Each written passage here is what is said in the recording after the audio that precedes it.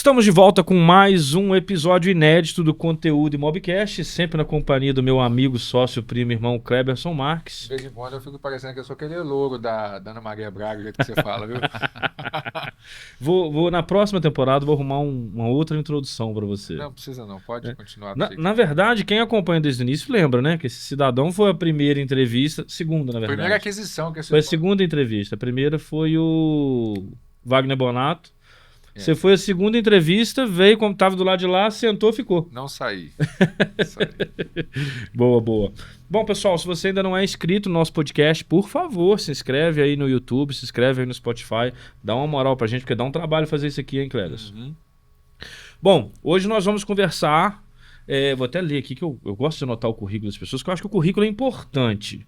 Mas hoje a gente recebe aqui no nosso Conteúdo Imobcast um advogado que conhece todos os podres dos contratos imobiliários, especialista em condomínios, estratégia de mercado. Ele é o cara que as incorporadoras chamam quando a coisa complica, que os corretores procuram quando querem proteger sua comissão. A gente vai entrevistar ele daqui a pouco, mas antes disso, antes de falar com o Dr. Gustavo Camacho, a gente precisa agradecer a quem faz esse programa acontecer. É isso. Eu queria agradecer primeiramente a minha querida Black Market, que é uma agência que trabalha com marketing e lançamentos imobiliários em todo o Brasil. Agradecer também ao pessoal da Atmo Investimentos Imobiliários do meu amigo Cleberson. Sua assessoria especial para o investimento no mercado imobiliário. Agradecer ao pessoal da XT Invest, que tem uma consultoria top para os incorporadores que querem trabalhar com o quê, Cleberson? Se você quer modelar um empreendimento para trabalhar com locação short stay, ou seja, de curta permanência, tipo Airbnb, a XT te auxilia nesse processo. Agradecer também ao pessoal da Imóbia, que criou um sistema muito legal para quem trabalha com locação, para poder fazer a gestão financeira de tudo isso, daqueles recebíveis. Funciona muito bem, vale a pena dar uma olhada. O pessoal da Onda Seguro, que criou uma garantia locatícia também diferente do que você está acostumado, inclusive com white label, para você ter sua própria garantia locatícia. E o pessoal da Housey, da Orgo e da Sistemas Pleno, que sempre nos ajudam, nos apoiam para fazer isso aqui, né, Cleves? Vocês são demais. E lembrando aí, se você está acompanhando e quer fazer parte desse time premium que apoia o nosso canal, deixa seu comentário aí que nós entraremos em contato contigo também, falando como você pode apoiar essa iniciativa. Então, editor, chama a vinheta aí que a gente já vai para a entrevista. Você é corretor ou gestor imobiliário? Com a Tecmob tem um site profissional, otimizado para SEO e responsivo. Capte leads 24 horas por dia, com formulários inteligentes, integre ao WhatsApp e organize seus clientes com o nosso CRM completo. Acompanhe negociações com funil de vendas personalizado e aproveite o radar de oportunidades, conectando imóveis a clientes compatíveis. Teste grátis por 7 dias em tecmob.com.br.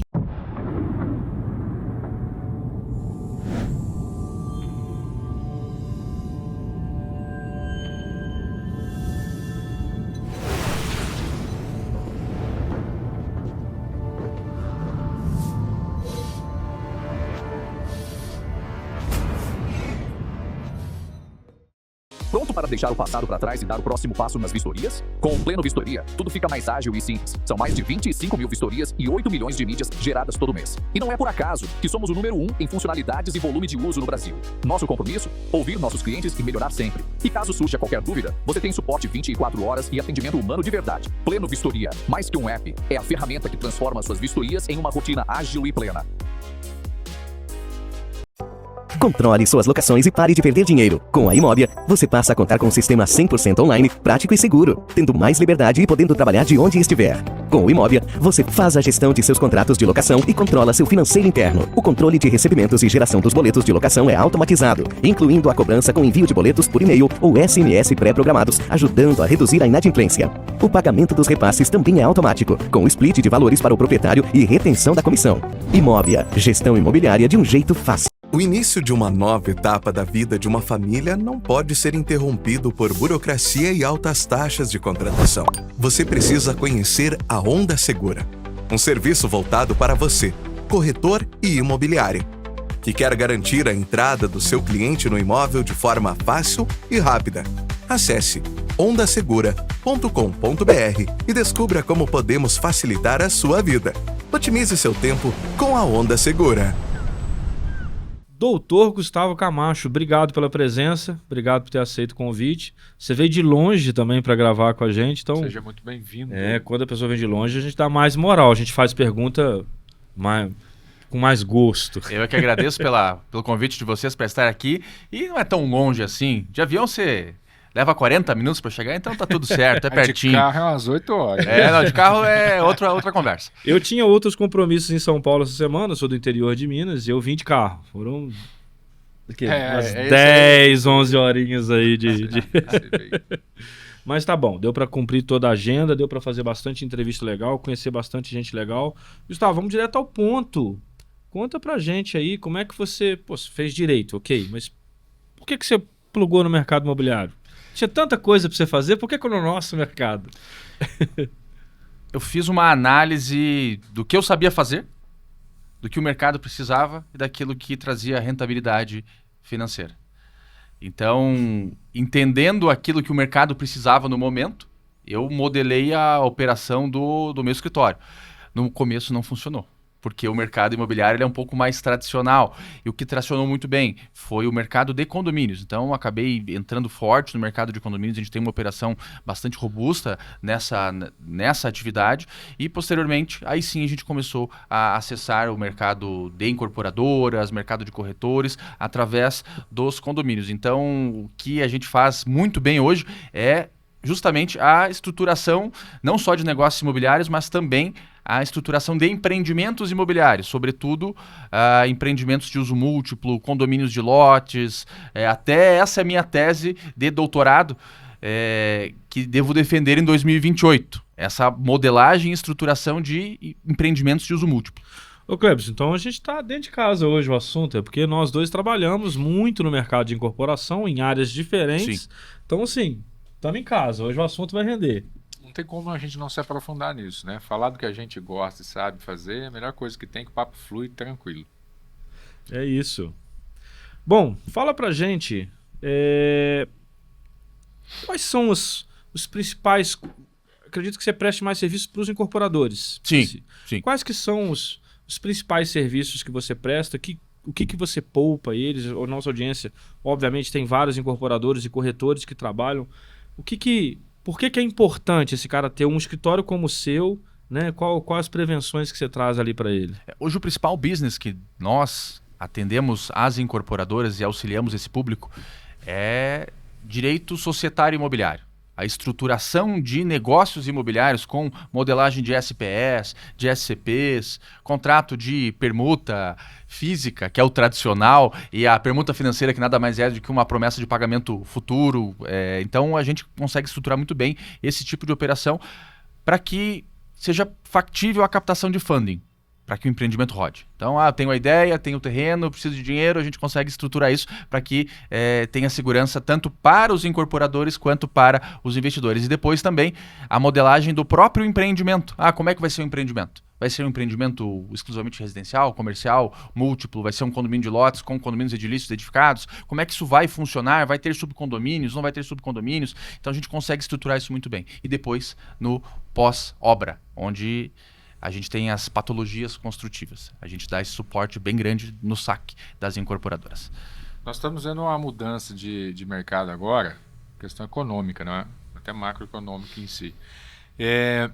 E aí, eu acho que eu gosto de dizer que o dinheiro não some, ele troca de mão. Então muda às vezes a dinâmica do mercado, da forma que estava atuando. Era normal, até pouco tempo atrás, as consultoras estarem muito mais amparadas no sistema financeiro tradicional, bancário, porque o dinheiro estava acessível e barato. Agora, com a Selic lá em cima, o dinheiro está deixando de circular, ou seja, ficando na mão do tesouro, porque está remunerando bem esse capital, e acaba que as operações das construtoras ficam travadas porque o próprio sistema bancário não quer muitas vezes entrar nesse tipo de negócio, cobra mais caro para entrar porque está mais barato deixar o dinheiro no tesouro aplicado, a Selic da forma que está, né? Então o mercado financeiro também sofre um pouco com essa mudança de dinâmica. E isso altera também a formatação dos contratos, porque acaba que nós, incorporadores, paramos pensando, eu preciso criar uma outra dinâmica para buscar capital.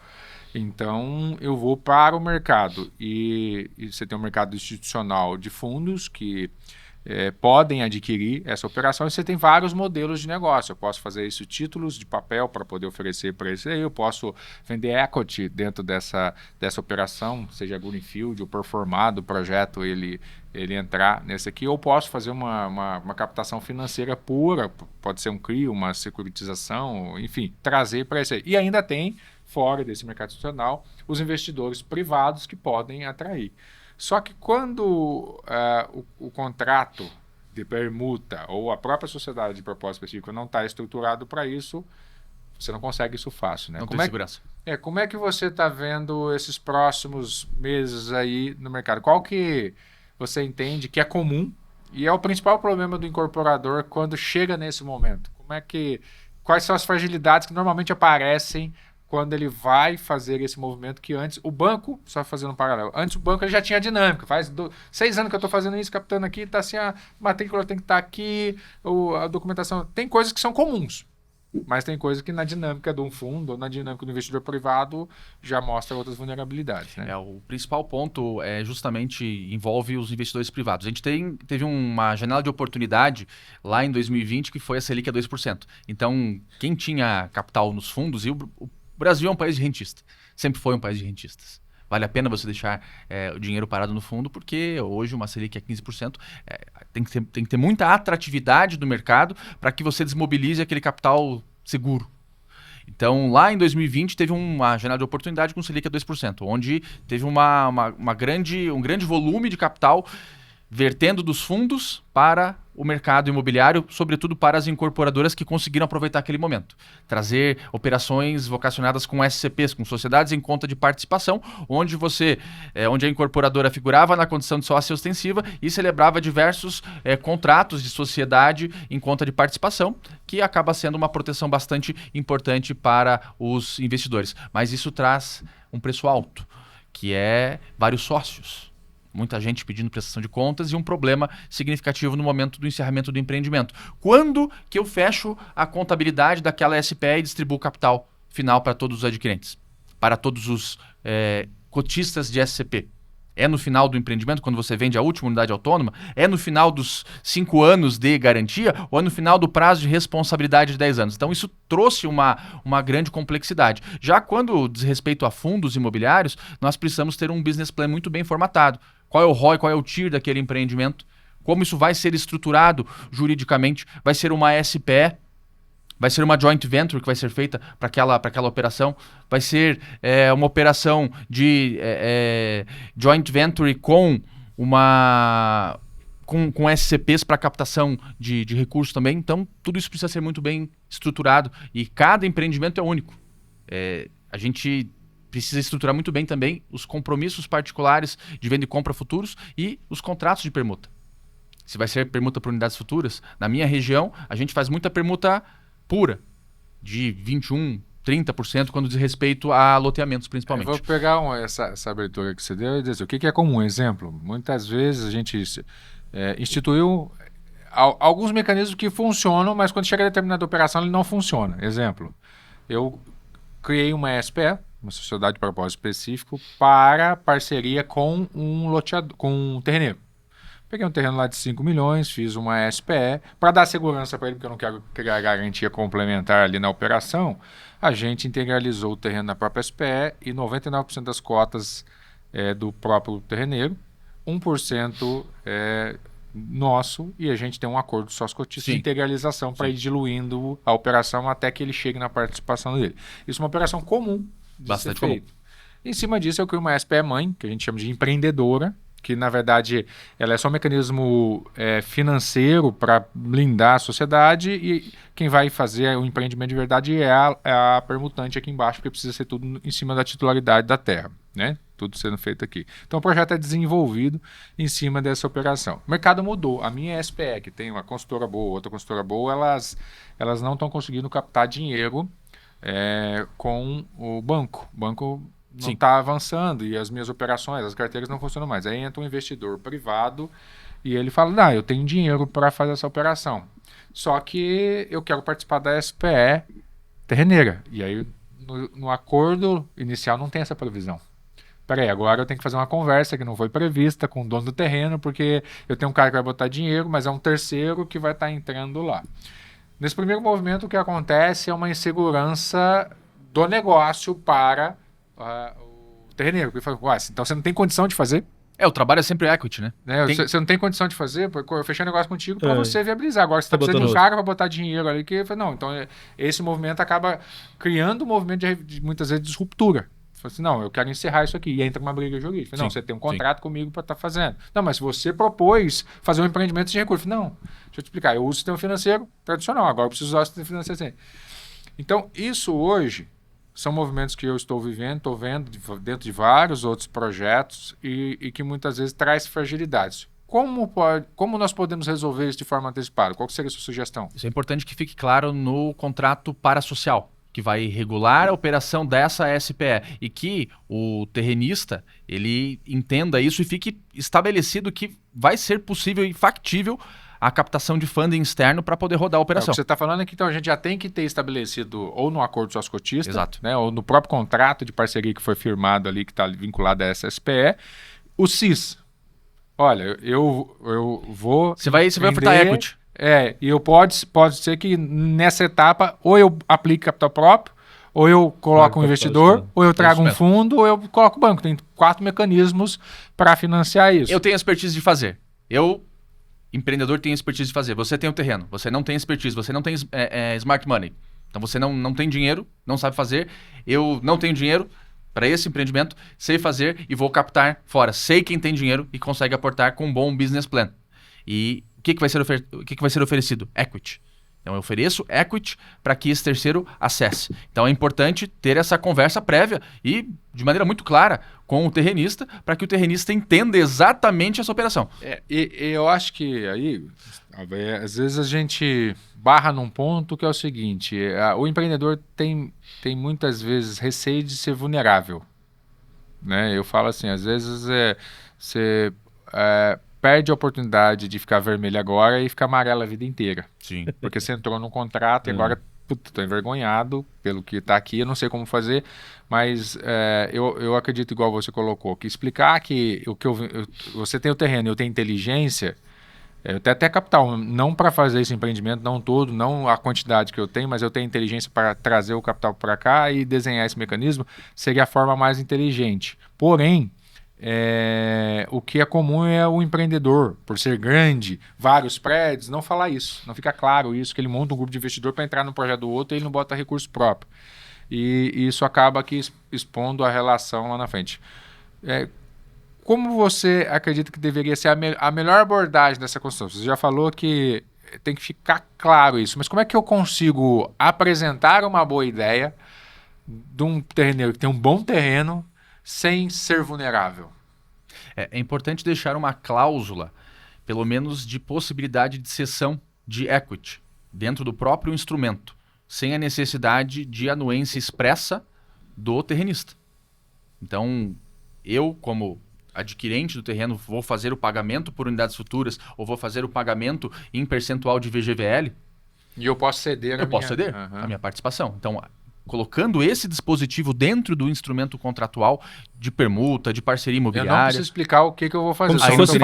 Como se fosse um default, né? Porque eu faço ato contínuo. Eu estou aportando o equivalente que é 10% daquele empreendimento, mas eu estou ficando com os meus 1, mas 9 para esse outro cara que está sucedendo o meu direito. Exato. Até porque a gente acompanha bem essa questão da incorporação, essa dinâmica muda muito. Hoje o incorporador ele tem dinheiro, vai fazer com capital próprio, amanhã ele vai trazer um sócio, depois de amanhã ele vai trazer um fundo. Cada empreendimento, os empreendedores mais qualificados operam com cada empreendimento uma SPE, um empreendimento próprio, uma contabilidade segregada, patrimônio de afetação naquele empreendimento, para não haver contaminação. Que às vezes ele iniciou agora, mas quando que ele vai lançar? Quando que ele vai entrar com dinheiro? Land Bank.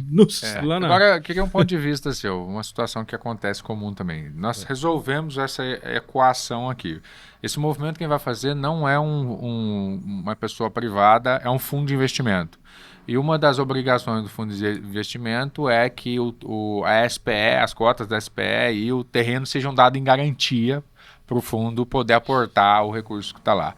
E o terreneiro até concorda, mas não quer dar, porque ele fala assim, cara, eu entrei com uma parceria que eu só tinha que ficar com o terreno voltar para mim. Agora não tem dinheiro, eu assinei esse documento, Se eu der isso como garantia e o empreendimento não for, quem tem a garantia é o outro. É o fundo. Ou seja, eu virei empreendedor junto com o empreendedor. Como é que eu resolvo? E qual que seria uma solução plausível para resolver essa questão do terreno? Uma garantia complementar externa, um outro terreno, ou existe algum outro mecanismo que você poderia sugerir?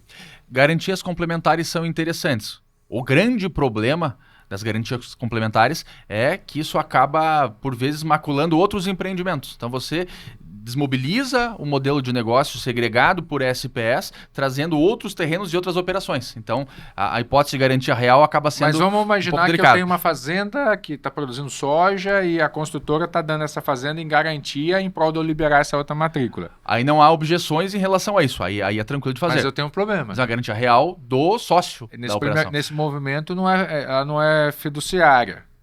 A garantia real. Ela é a garantia real em um contrato executivo. Sim.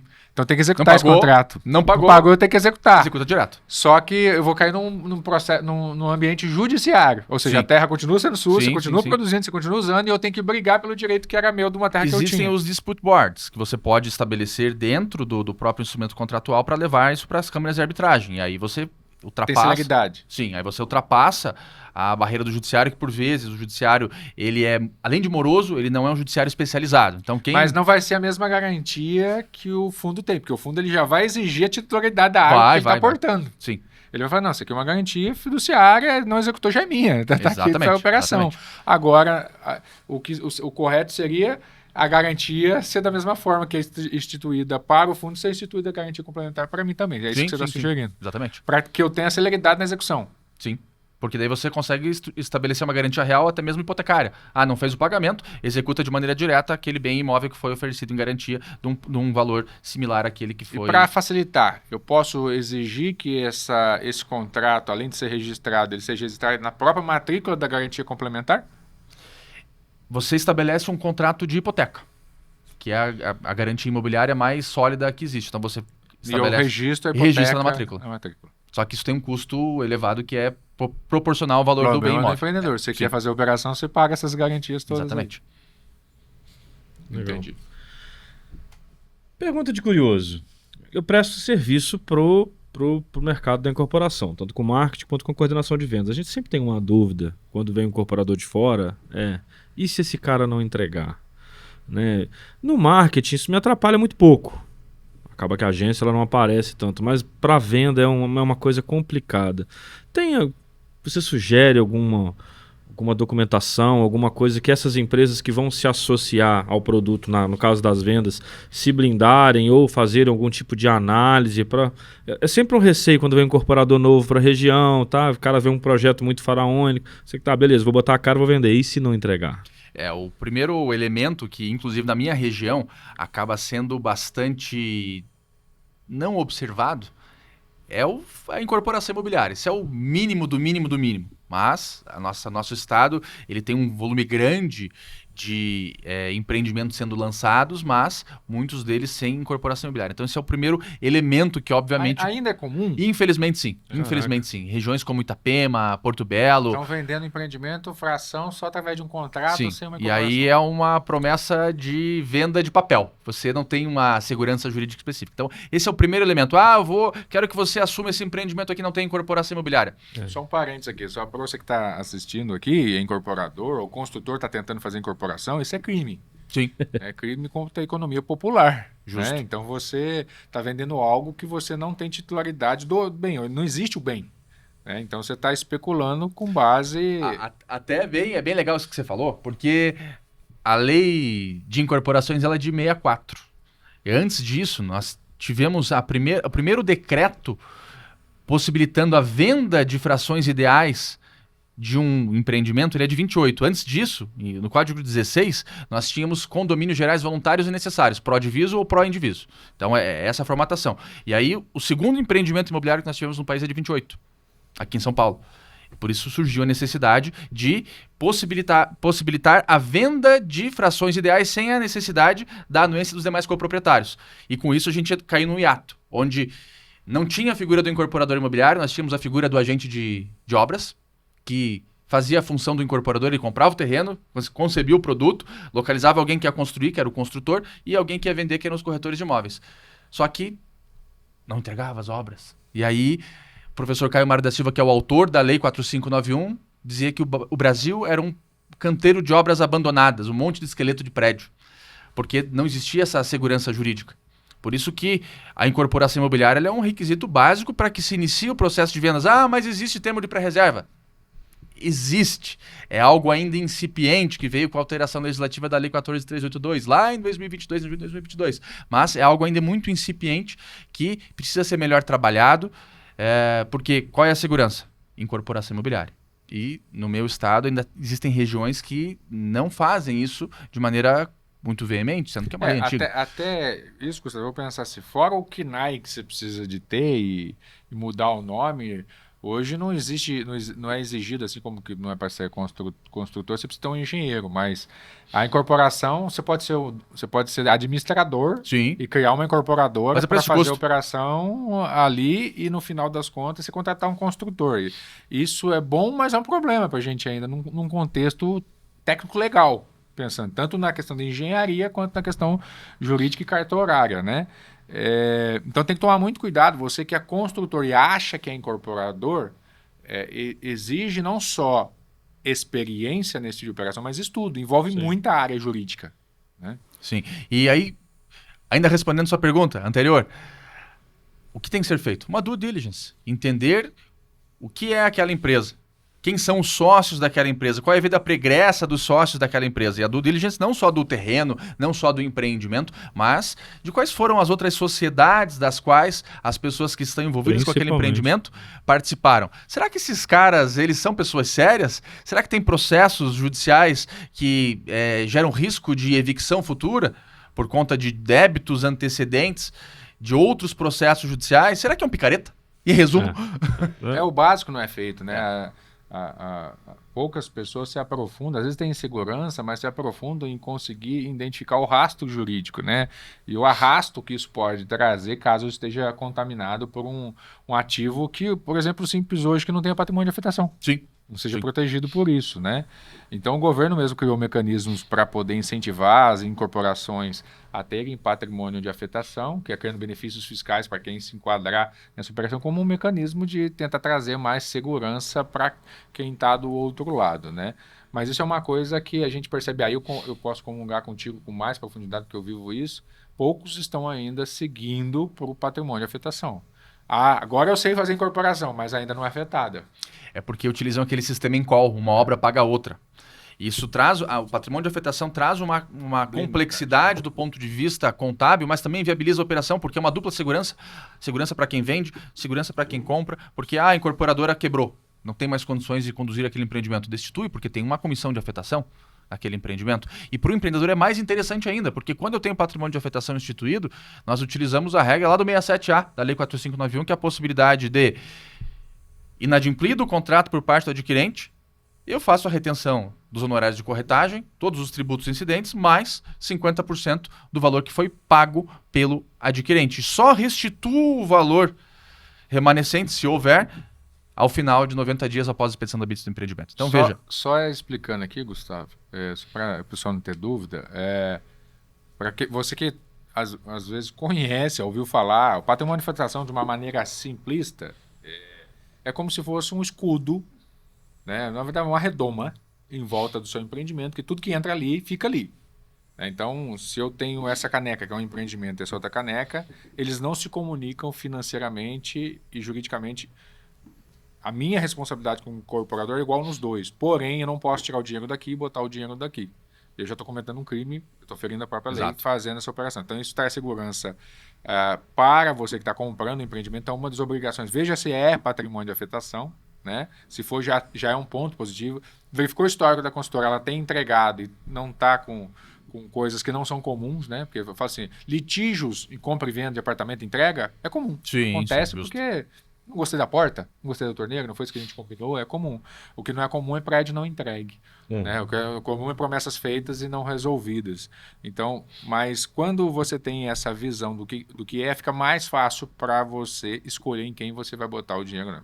Desculpa, só para esclarecer. É importante ser esclarecimento, até porque o que acontece por vezes é que existem vários empreendimentos que têm patrimônio de afetação, mas não tem a figura da comissão de incorporação, da comissão de afetação, que é justamente quem faz a função muito assemelhada a um conselho fiscal de um condomínio edilício, que analisa as contas e, peraí, essas contas aqui não estão muito adequadas, por que tem dinheiro desse empreendimento saindo para um empreendimento que não é esse que tem patrimônio? Então, tem essas questões. Aí vamos falar em outros atos que são criminosos, né? Vamos qualificar assim. Você corrige se eu estiver falando alguma besteira aqui. O que é comum? Eu estabeleço uma comissão não verdadeira.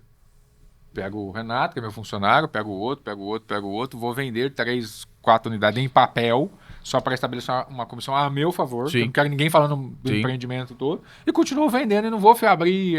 Eu crio todos os atos com os 5 primeiros e depois os outros 39 que eu vendi, eu não coloco ninguém nessa comissão, porque ela já está estabelecida antes das outras vendas acontecerem. Então, isso a gente começa a vincular essas operações. É muito comum ser feito isso. Se dá tudo certo, ok, né? Se não dá certo, você tem um problema para resolver. Isso normalmente acontece, principalmente as incorporadoras estão buscando RET, regime especial tributário. Então ela precisa estabelecer isso para comprovar as operações e para poder validar. E quem busca também financiamento bancário, né? Os grandes bancos, os bancões, eles exigem que seja feito esse expediente, Caixa Econômica Federal, Bradesco, entre outros, exigem como pressuposto básico para poder fazer a liberação do capital. E esse aí é o famoso burlar a lei, né? Está criando um mecanismo, subterfúgios dentro da própria lei para poder estabelecer uma comissão que não é a real. Exatamente. Então, Gustavo, você vem de um mercado extremamente competitivo, que é o mercado de Santa Catarina, né? E, inclusive, várias coisas que acontecem lá viram exemplos para o Brasil inteiro. Há um tempo atrás, já há um tempinho, né? Teve a questão da decisão, da possibilidade de venda de empreendimentos, sem registro de incorporação ainda firmados e tal, gerou-se uma discussão. Na época a gente até trouxe isso na mesa, teve uma entrevista com algum advogado da época. Eu queria que você desse a sua visão e falasse como que isso está funcionando hoje lá no mercado catarinense. Legal. Quero retratar aqui, antes de mais nada, o ciclo básico de um processo de incorporação imobiliária, que é o tradicional. Você vai lá, você compra o terreno, consolida o produto, vai até o arquiteto, elabora o projeto executivo legal, vai na prefeitura, obtém o alvará de construção, e aí você vai lá no despachante imobiliário, ou então você tem uma operação em company para poder rodar um processo de incorporação imobiliária lá na forma do artigo 32 da Lei 4591. Até 2022, não era possível negociar unidades autônomas sem registro de incorporação imobiliária. Hoje você não pode vender. Vender e pelo menos negociar são coisas distintas, justamente por conta da alteração legislativa da Lei 2022 que saiu. Foi junho de 2022, a Lei 14.382. E essa lei trouxe vários elementos, alterou a dinâmica do registro da incorporação imobiliária no que diz respeito à instituição de condomínio, momento de instituição de condomínio, a possibilidade de abertura de matrículas autônomas, já quando registra a incorporação imobiliária para a imposição de gravame e levantamento de recursos com garantia real, que é aquilo que a gente falava de maneira antecedente, e a possibilidade de reservar unidades autônomas. Eu vou te falar que tem muito incorporador que não sabe. Leu sobre isso, mas não entendeu, não aplica. Esse ponto eu quero dizer, mas aí tem uma dinâmica. Na verdade, quando fala, ele abre esse precedente aí, que inclusive já existe, foi um caso julgado em jurisprudência, né? Hoje está seguindo... Teve uma ação civil pública movimentada pelo Ministério Público de Santa Catarina em face de uma das maiores incorporadoras do estado de Santa Catarina e liminarmente não foi deferida a possibilidade de não mais negociar, não mais reservar unidades autônomas, e depois o Tribunal de Justiça de Santa Catarina ele endossou essa decisão. Ele é um precedente, não é uma jurisprudência vasta, é um precedente importantíssimo. Agora isso vai virar à medida que fosse repetindo. Esse ato em si, essa possibilidade, me corrija se eu estiver errado, porque é exatamente o que você está falando, é o medo que os incorporadores, a gente fala assim, não vamos usar esse caminho não, porque vai que não muito é bem, novo, vai que não é bem assim. O que seria, é o direito realmente de apresentar o produto, de demonstrar o produto, medir a intenção, como se fosse o aquecimento que a gente faz, medir a intenção, fazer pré-cadastros de interessado e falar assim, olha, eu tenho... Hoje, para 100 unidades disponíveis, eu tenho 300 cadastros, ou seja, eu tenho 3 pastas para uma unidade, então vale a pena eu avançar. Não é pegar, antigamente falava cheque, não é pegar cheque. Pegou cheque, você já está executando um ato, um pagamento à vista, né? O cheque não depositou, não, mas você está com ele é só depositar, né? É só consolidar, e não há Pix, nada, você só tem que fazer, não pode exigir nenhum real de garantia daquela operação. Estou errado? É o que se tem feito bastante dentro do mercado. Existem duas formas de fazer essa operação e, lógico, tudo isso é construção, não há nada ainda sedimentado a respeito do assunto. O Cresce entende que esse tipo de operação não pode acontecer porque não tem registro de incorporação imobiliária. Então, esse é um ponto sensível. Como funciona hoje lá em Santa Catarina e como a legislação ela autorizaria que fizesse? Você reserva a unidade XYZ, a vaga de garagem tal do empreendimento, o preço é tanto e não pega fluxo financeiro. Esse seria o modelo concebido pela legislação. Como as pessoas estão fazendo atualmente lá nos empreendimentos locais? Capta fluxo financeiro, mas restitui a integralidade do valor sem aplicação de nenhuma penalidade, atualizado monetariamente em caso de desistência. Sim. Por que acontece isso? Porque quase não tem desistência. A valorização imobiliária de regiões como Itapema chega a bater 17% ao ano, então não faz sentido. Mas é legal, eu posso pegar seu dinheiro desde que eu restitua 100%, mesmo não tendo essa previsão? É questionável, altamente questionável, mas tem muita gente aceitando o risco de fazer, porque se você devolve a integralidade do dinheiro, dificilmente uma pessoa que reservou vai acionar judicialmente, vai exigir aquela penalidade. Não, mas eu que estou fazendo isso, estou correndo risco. Corre risco. Não é algo 100% seguro. Tem alguma manobra ou mecanismo que está sendo utilizado para que eu me proteja em relação a isso? Sim, e aí é onde eu ia chegar. Justamente em algumas estruturações jurídicas que têm sido concebidas, no sentido de eu celebro o termo de reserva, sem fluxo financeiro, e faço a vinculação com uma unidade autônoma que vai ser objeto de lançamento, de acordo com o quadro de áreas do empreendimento, da DNBR 2721. No mínimo está aprovado o projeto? Tem que estar aprovado para ter o mínimo de segurança. Para ter a fração. O mínimo de segurança. Senão, aí é uma operação kamikaze, né? É uma loucura. Tá vendendo que não sabe o tamanho que é. Exato. Literalmente comprando sonho. Kamikaze. Pode ser que tenha isso aí. E o que o pessoal tem feito? Capta fluxo financeiro através de SCPs, sociedades em conta de participação a respeito do empreendimento que vai ser iniciado. E aí você capta o fluxo financeiro, coloca as penalidades aqui e posteriormente, quando registra a incorporação imobiliária, você converte esse termo de reserva no compromisso particular de venda e compra. O fluxo financeiro é revertido para como se fosse uma entrada do compromisso particular de venda e compra. E extingue o SCP. A vista foi paga. Então. É isso que o pessoal tem feito para poder elidir. Isso foi parar no judiciário já? Não. Não se sabe como o judiciário vai entender esse tipo de estruturação. Mas é o que tem rodado e tem muitos fazendo. Legal, hein? Mas aí de qualquer forma não é para aventureiro, né? Acho que é uma coisa... É uma estrutura sensível, importante. Né? Ela tem que ser muito bem estruturada, com profissionais competentes. Então, tá aqui o Gustavo para você de Santa Catarina para tentar exercitar esse exercício com quem já está fazendo. Acho que é importante. Porque de qualquer forma, como a gente estava falando no início, o patrimônio de afetação, o registro, o alvará de construção, as licenças que são pedidas é para que se tenha garantia da viabilidade do projeto. Então, quando eu falo que nós estamos fazendo um estudo de viabilidade, volumetria, né, para a concepção do projeto, e eu falo, esse projeto é viável, ele é viável muitas vezes num conceito econômico com base de premissas estatísticas. Então, para que eu evolua para um projeto onde de fato ele vai ser edificado, sem a conclusão dessas documentações todas, ele não é um projeto viável até que se tenha o alvará de construção na mão. Justamente.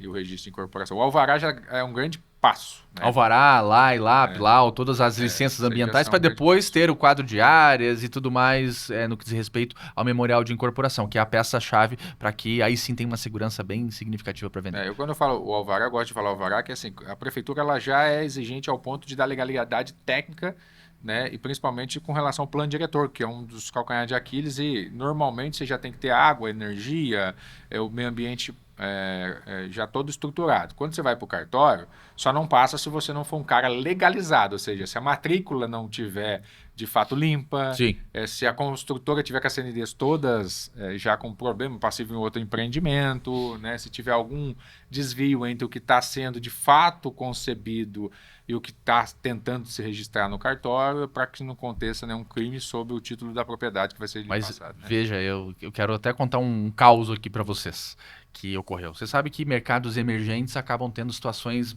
esdrúxulas. Sim. E um empreendimento situado em região litorânea, ele foi pré-concebido pela incorporadora que estava em vias de negociação com o terrenista. E, em paralelo, já começou a celebrar contratos de pré-reserva, termos de pré-reserva, pegando fluxo financeiro. O que aconteceu aqui foi o seguinte: não fechou a negociação do terreno, eles conseguiram comprar o terreno, 2 terrenos para o lado esquerdo, e aí comunicaram as pessoas que tinham reservado essas unidades autônomas. Por sorte, as pessoas aceitaram essa migração e não teve nenhum problema nessa operação. Mas veja o tamanho do risco que o empreendedor assumiu, quem comprou assumiu e o corretor assumiu. Todo mundo correndo risco. Porque não é, como você falou lá no início, não é só uma questão cível, vai pagar multa, vai ter penalidade. Não, é um crime contra a economia popular, artigo 35 da Lei 4591. Se isso vai às mãos do Ministério Público, se torna uma ação penal pública incondicionada. Então é muito perigoso. É que muitas dessas vendas também, né, doutor Gustavo, que são feitas assim de forma tão antecipada, é muito no relacionamento da construtora, do incorporador. Justo. Então é mais fácil dele conduzir isso ali no colegolismo, vamos dizer assim. Mas aí eu vou além, Renato, porque isso daí é um ambiente que a gente vive, tá? Acredito que acontece, mas tem muito que não acontece nesse ambiente. Ele explora o corretor às vezes não preparado, coloca o seu Cresci em jogo e ele está cometendo esse crime porque ele tem obrigação de investigar, porque ele é o especialista, está ali, então ele pode ser o primeiro acionado ali nesse movimento, inclusive com prisão. Se não for réu primário, a chance de ter detenção ou ter que arrumar alguém para defender para não ser preso é muito grande, né? Porque ele vai para a área do estelionato. Né? Então é muito sério. Né? Porque por construtor, ele tem a responsabilidade, mas ele sai de cena e bota o corretor. Não, vai lá e me traz uns 10 investidores ali. E muitas vezes o corretor não tem essa visão da documentação lá atrás, que deveria. O construtor faz o quê? Não mostra e fala assim, não, se você quiser é assim. O corretor vê uma boa oportunidade e fala assim, então tá bom, ele sempre entregou, mas ele está correndo um sério risco. Onde vem acontecendo esse tipo de operação? Empreendimentos em que vai haver o pré-lançamento. Você vai fazer o pré-lançamento, você deixa 30% de unidades com um deságio significativo em relação ao preço de tabela e lança, para que você já lance e pelo menos garanta parte dos custos de execução da obra. Tem muitos fazendo isso, que é aquele ramp-up de obra inicial. E aí você trava em 30% e depois coloca os preços à tabela padrão. É isso que tem acontecido bastante e a gente vê o mercado acontecendo. E tem outras modelagens também ocorrendo. Onde você estrutura uma SPE e cada um dos adquirentes se torna sócio dessa SPE. O que é uma situação totalmente esdrúxula também, porque você desnatura o Instituto da Incorporação Imobiliária, você faz que os adquirentes se tornem proprietários da SPE, da empresa que está construindo, e aí diante de uma patologia construtiva como faz. Por exemplo, você vai acionar quem? De fato, fica uma situação difícil de ser solucionada, mas que por vezes acaba acontecendo na prática. Legal. Vamos falar um pouquinho agora da extinção e o drama da devolução, que foi um tema que eu já tinha até preparado para a gente falar. Legal. Que quando o contrato é extinto, começa aquela guerra da devolução. E eu queria saber de você qual que é o prazo real que o cliente tem que esperar e onde que as incorporadoras mais enrolam os clientes. A gente tem que entender qual é a causa dessa resolução contratual. Por quê?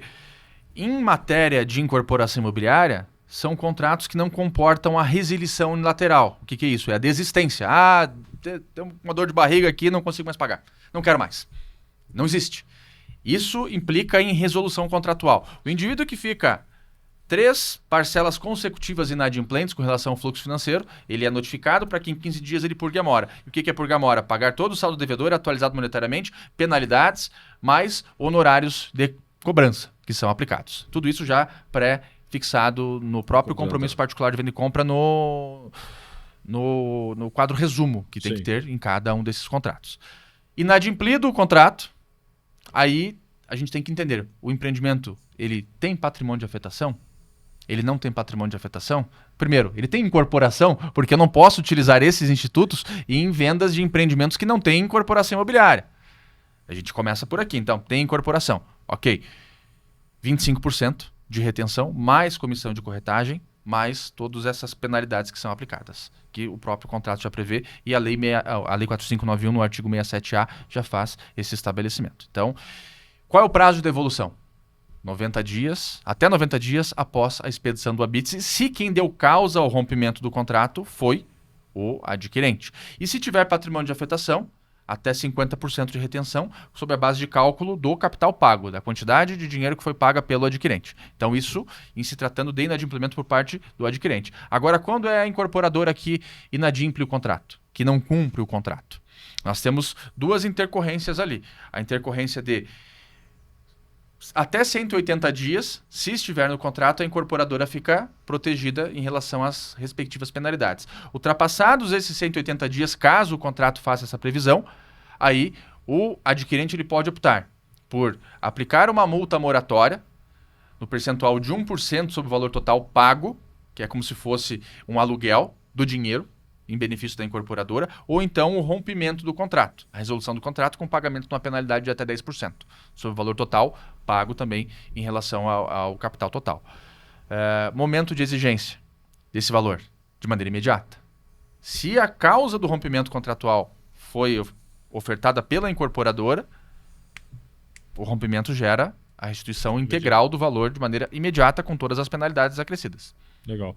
E aí, você até respondeu rapidamente a minha próxima pergunta, mas só para a gente aprofundar um pouquinho mais sobre a penalidade, 10%, 25%, 50%, qual que é o limite legal disso e onde que isso passa a ser um roubo disfarçado? Isso é bastante interessante pelo fato de que até 2017, quando nós não tínhamos a lei dos distratos, que até é uma atecnia chamar de lei dos distratos, porque na verdade a lei da resolução, distrato é quando é amigável e a resolução é quando não é amigável. Anteriormente a 2017, era uma caixinha de surpresas, porque nós tínhamos uma oscilação da jurisprudência nacional no que diz respeito à restituição do capital e da aplicação das penalidades. A gente tem desde jurisprudências vocacionadas para até 10% sobre o valor total do negócio, a até 20%, que seria passível de aplicação de penalidades. Com a lei de distratos, a gente criou o artigo 67A na Lei 4591, possibilitando a retenção de 25% sobre o valor total pago e 50% em caso de patrimônio de afetação, além dos honorários de corretagem, bem como os tributos incidentes a respeito dessa operação toda. Isso se aplica em contratos de compra direto com a construtora, incorporadora de imóveis prontos? Ela entregou a incorporação, não tem mais um projeto. Na verdade, não é uma incorporação, é a venda já da unidade construída pronta. Quando acontece nesse formato, o prédio está pronto, aplica-se da mesma forma? Entendo que após a expedição do habite ou do CVCO, Certificado de Vistoria e Conclusão de Obra, o CCO, não existe mais incorporação. Então, a lei de incorporações acaba não se aplicando mais nessas modalidades de contrato. Porque são contratos de imóveis prontos. Já teve isso em 2014 para 2016. Nós vamos ver isso. Isso aí eu tô falando que vai acontecer novamente aqui de 2026 para frente. O estoque vai começar a subir de novo, sim. Nós vamos ter problema de unidades. E aí as construtoras tendem a fazer o quê? Vender os imóveis que estão prontos diretamente para fazer fluxo de caixa ali dentro da operação. Só que a inadimplência vai exigir a execução. Qual é o racional? Por que existe essa possibilidade de cobrança dessa penalidade e do pagamento após 90 dias após a expedição do habite? Para proteger todos os demais adquirentes, para que não aconteça a desistência ao longo do processo de construção, porque se alguém desiste, é como se fossem sócios do empreendimento da proporção das frações ideais. Então quer dizer que a legalidade não é mais 50%. Eu posso falar assim, não, agora que o prédio está pronto, o imóvel está aqui, a garantia até que ninguém mais vai ser prejudicado, o juiz pode julgar aquilo e falar, não, é 10%, 15%, 20%?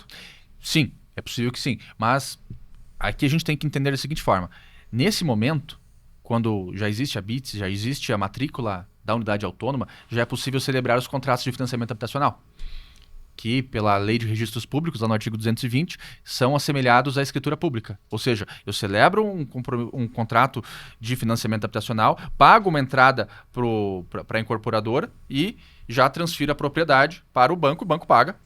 Mas e quando não for o banco, for a própria consultora? E aí o que ela faz? O que é recomendável? Que ela faça uma escritura pública com cláusula resolutiva, estabelecendo penalidade sobre o valor total da operação, de 10%, que é algo razoável, mais uma taxa de fruição caso ela entregue a posse do imóvel. E se isso, você falou assim, 10% é legal, mas e se, vou te dar um exemplo aqui de eu vi. A construtora fez um contrato de compra e venda nos mesmos moldes que estavam sendo feitos durante a incorporação. Não tomou cuidado de mudar o contrato. O prédio estava pronto, o cliente adquiriu. Fez as condições resolutivas em escritura, colocando as mesmas cláusulas que tinha durante a incorporação. 50% de atenção, a operação. Eles não mudaram nada. Na hora da execução, isso é questionável? Totalmente. Porque mesmo que esteja em escritura como resolutiva, está fazendo a aplicação de 50%, isso é questionável? Questionável. Bastante questionável, porque já não existe mais a figura da incorporação imobiliária após a expedição do habite-se. O habite-se ele atesta o encerramento da fase de obra. Inclusive, o indexador de atualização monetária não pode ser mais o INCC, não pode ser mais o CUB. Precisa ser um outro indexador monetário inflacionário.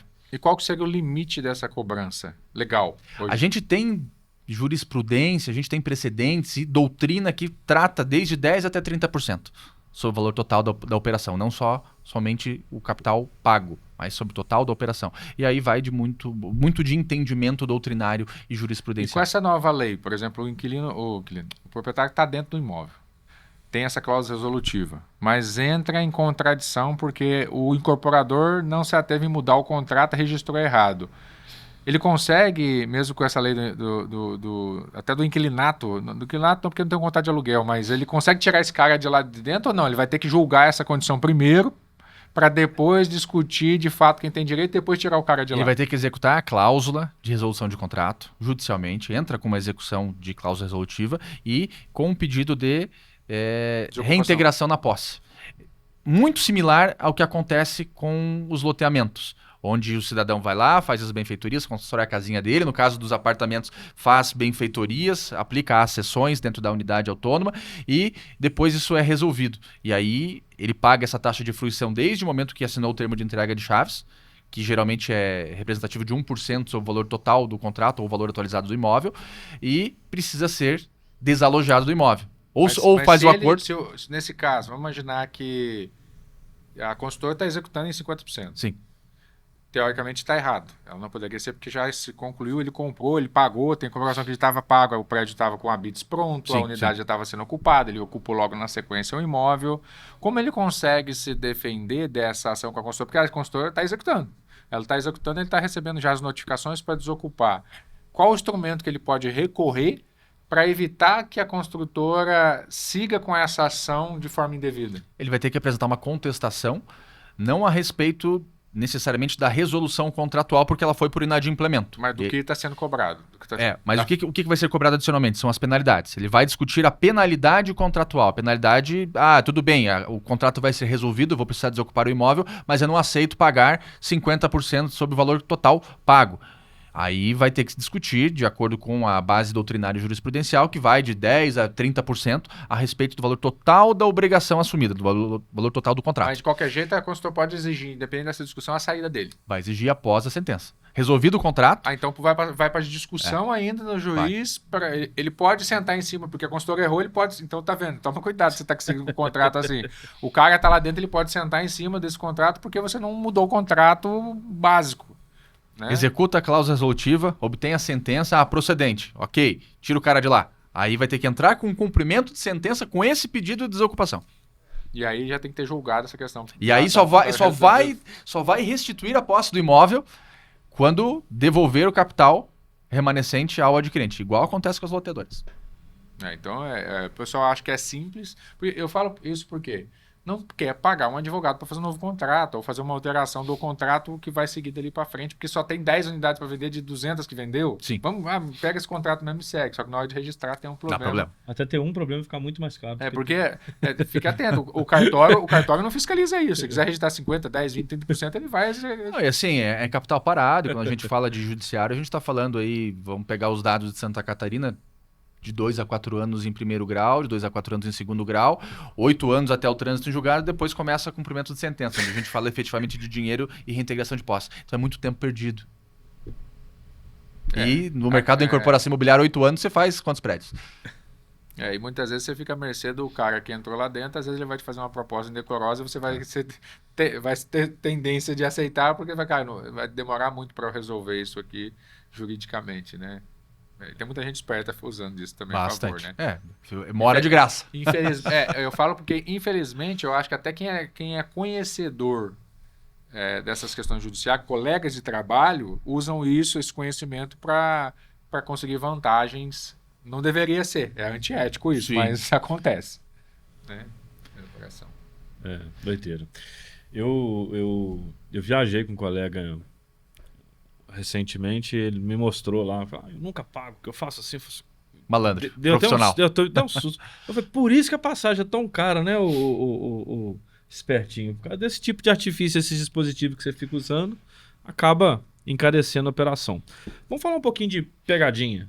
O que pode ter num contrato de uma incorporação que é claramente a tua expertise, que pode parecer até inofensivo, mas que pode atrapalhar o comprador lá na frente? O que ele deveria olhar ou pelo menos saber antes? Um ponto bem interessante são as cláusulas de cessão contratual. O que eu me refiro a cessão contratual? Eu comprei uma unidade autônoma por intermédio de um compromisso particular de venda e compra, e lá na frente comprei por uma oportunidade, lá na frente quero vender. Quero vender no spread, porque existem momentos onde se ganha dinheiro dentro da incorporação imobiliária, e geralmente não é o adquirente final. O adquirente final ele compra geralmente para poder morar. Eu ganho dinheiro quando eu compro terreno, ou cota terreno, e quando eu compro cota obra, seja por intermédio de uma SCP, ou seja por intermédio de uma oportunidade dessas de pré-lançamento, na tabela 0. Então eu comprei nessa oportunidade e não me atentei para a cláusula de cessão, onde a incorporadora ela embute um percentual para que ela anua com relação à cessão. É 1%, 2%, é 5% em relação à cessão. Essa é uma grande pegadinha que acaba acontecendo e por vezes acaba inviabilizando a operação do adquirente, do investidor que compra numa oportunidade dessa. Porque se você for parar para fazer conta, por vezes acaba não valendo a pena você comprar para poder fazer a revenda. Então essa aqui é um ponto que merece bastante análise e os tribunais eles vêm declarando esse tipo de estrutura contratual como ilícito. Não pode estabelecer esse tipo de estrutura dentro do contrato, mas muitas fazem porque a taxa de sinistralidade é muito baixa. Isso não vai parar no judiciário. Isso resolve na mesa de negociação. Entendi. E o objetivo disso, só complementando aqui, é proteger a própria incorporação imobiliária para que o cidadão ele não queime o produto, para que ele não venda abaixo dos parâmetros de tabela, enquanto a incorporadora tem unidades autônomas. E do lado do corretor, tem algum erro que essa galera comete de documental aí que pode atrapalhar ele no comissionamento até depois da venda realizada? Então, eu acho que é um ponto que talvez não se fala muito em relação, principalmente não ao mercado de investidores, mas ao mercado de usuários finais, que diz respeito ao valor da cota de condomínio.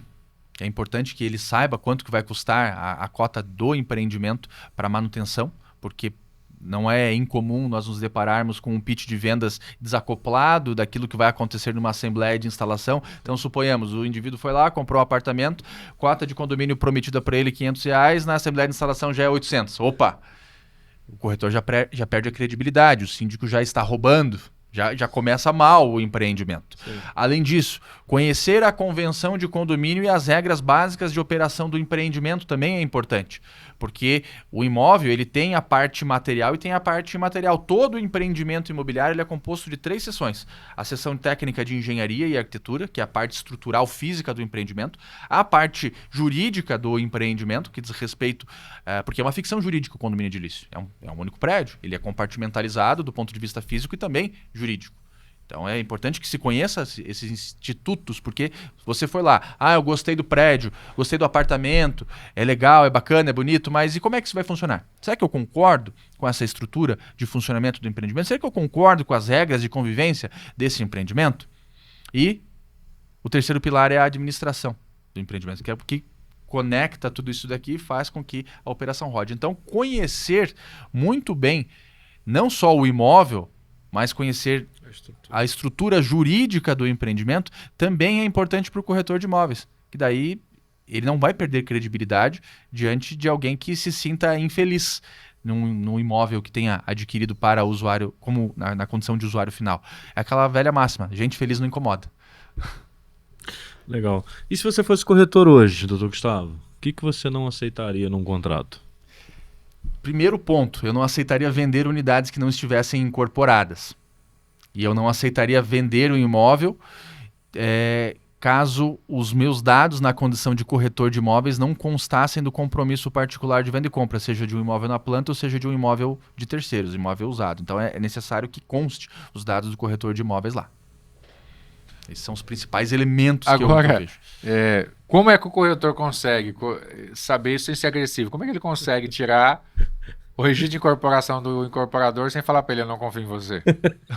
É o primeiro ponto. Acho que é uma das coisas que eles vão perguntar aqui. Né? Segundo ponto, mas e a Receita Federal? Eu não quero emitir nota, eu vou botar meu nome no contrato, esses caras vão declarar isso. Doutor, mas eu tenho mesmo que fazer isso e botar lá, vai tirar muito dinheiro da minha conta. Primeira questão, registro de incorporação, cartório de registro de imóveis. Não vou pedir de maneira imediata para o construtor, faço a minha due diligence, levanto isso porque o memorial de incorporação é um documento público que consta no registro de imóveis justamente para essa finalidade. Pelo endereço ou pelo nome do incorporador consigo descobrir? Consegue, pelo CNPJ, pelo endereço, pela matrícula imobiliária, porque o memorial de incorporação ele fica anexado à matrícula imobiliária. Ele é um dos anexos, é um dos livros que ficam anexados à matrícula imobiliária em conjunto lá com a convenção. Só que tem de que condomínio. pagar. Tem que pagar. Mas você consegue pelo menos uma matrícula de visualização onde consta lá o registro de incorporação. Tem o RI, tem patrimônio de afetação instituído, isso já resolve para o incorporador. Aí a matrícula de visualização, pelo menos no nosso estado de Santa Catarina, ela não custa mais do que R$21. É barato. Então, para não colocar o seu CRES em risco. Vale a pena. Segundo ponto. Qual era a outra pergunta mesmo que eu esqueci agora? Receita Federal. Receita Federal. Doutor. Como é que eu vou fazer? Eu tenho que ficar no contrato mesmo? Não pode passar direto se ir pela imobiliária, não? É lei. É lei. O corretor de imóveis que intermediou, ele precisa, até para a segurança própria dele, ele precisa acrescentar os seus dados lá no contrato, no compromisso particular de venda e compra. Até é importante salientar que existe uma orientação do CRES que o corretor de imóveis precisa ter o CRECJ para que ele receba os honorários de corretagem em função das operações, ainda que seja uma pessoa física. E no caso que acontece muito, e se for só a imobiliária que está lá no contrato, não está falando o nome do corretor, nem o crédito jurídico, é possível celebrar? Porque eu acho que hoje Sim. boa parte celebra dessa forma, e o corretor está oculto ali, não precisa. Eu não preciso ter o CRES pessoa física se eu tiver um jurídico vinculado. Se tiver um jurídico vinculado, ok. A única questão é contábil depois. Aí o problema da imobiliária, doutor. imobiliária. O problema da imobiliária é que eu já recebi minha parte. Como ela vai declarar esse negócio? Ele falou que foi ela que recebeu. Não tem nada a ver com isso. Se perguntar para mim, esse dinheiro nem entrou na minha conta. Doutor Gustavo, pra gente ir conduzindo pro fim, mas eu gostei muito do papo, tá? Depois de ver tanta treta jurídica aí que a gente discutiu aqui sobre algumas poucas, e aí, vale a pena mesmo continuar na incorporação ou melhor correr pro imóvel pronto? É bom, viu? Incorporação imobiliária é um dos maiores negócios do país, é um dos principais motores do nosso país, é a incorporação imobiliária. Tudo bem, imóveis prontos são interessantes, imóvel de leilão é um baita negócio, mas a incorporação imobiliária, a natureza desse tipo de instituto é construir sem o seu dinheiro próprio. Quanto menos exposição de caixa, mais rentável a operação pode se tornar. Então é um baita do negócio, porque você consegue exponencializar o capital em função de smart money, você conhecer do negócio. Logicamente vai ter um dinheiro que você vai ter que adiantar, mas trabalhar com o mínimo de exposição de caixa possível é o que traz a rentabilidade. Legal. Doutor Gustavo Camacho, quem quiser acompanhar seu trabalho, conhecer teu escritório, saber dos teus projetos, esse é aquele momento de você fazer o seu merchan para nossa audiência. Hora do jabá. Eu tenho um Instagram, @GustavoCamachoADV. Eu movimento bastante conteúdo, bastante material, faço uns videozinhos curtinhos, faço bastante evento com palestra, com workshops, também ministro aula em pós-graduação, até em algumas cadeiras específicas de incorporação imobiliária aqui na PUC Campinas, ministro também temas de patologias construtivas na PUC Curitiba, na pós-graduação de Direito Imobiliário, também assuntos relacionados a condomínios edilícios, a estruturação dos condomínios edilícios, aos negócios imobiliários também. Tem uma cadeira dessa na Unicesusc, na cidade de Florianópolis, que inclusive está com um curso vocacionado para os corretores de imóveis, que é o curso de segurança nas operações imobiliárias vocacionado justamente para os corretores. Então é um curso bem legal, bem pela frente. O homem é inteligente mesmo, hein? O homem é professor. Quem estuda aprende, quem aprende multiplica. É isso. Doutor Camacho, queria agradecer pela tua vinda aqui, queria agradecer pelo teu tempo, né, teu deslocamento de lá para cá para falar com a gente. Nós já trouxemos outras pessoas da área jurídica imobiliária aqui. Eu gostei particularmente bastante dessa conversa. Achei você muito rápido, assim. Não pensou em nenhuma resposta, cara. Tinha tudo na ponta da língua. É legal quando essa dinâmica acontece. E queria que você deixasse aí um pensamento, uma frase, alguma coisa para os corretores que estão nos ouvindo. A maioria é corretor. Tem incorporador Sim, também. sim. Eu já tenho uma reunião para marcar com você. Já tenho um cliente para te conectar. Mas deixa uma mensagem aí para o mercado. Bom, os corretores de imóveis é um mercado super aquecido. O nosso país, muito embora a Selic esteja elevadíssima, mas existe um mercado muito grande de investidores.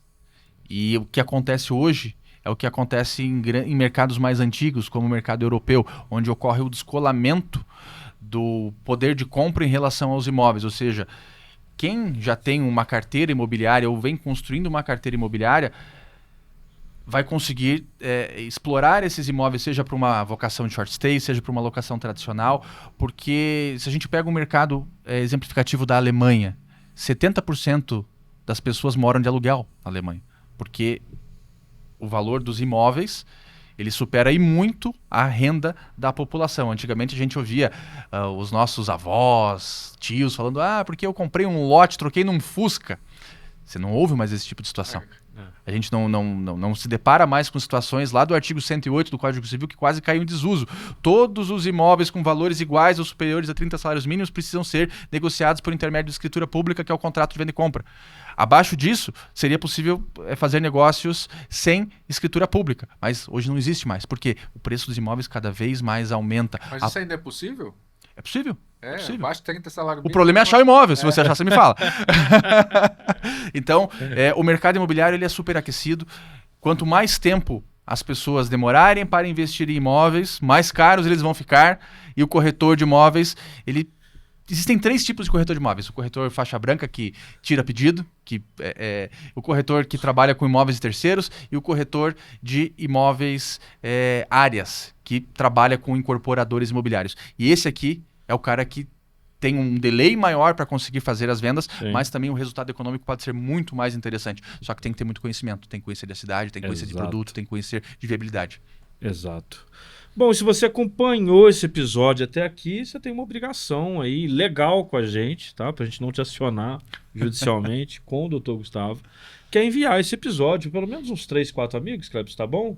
Corretores, Multiplica, gente, donos de multiplica, imobiliária, multiplica. incorporadores. Se já for para imobiliária, já bota logo na rede da imobiliária, intranet, sei lá o que for.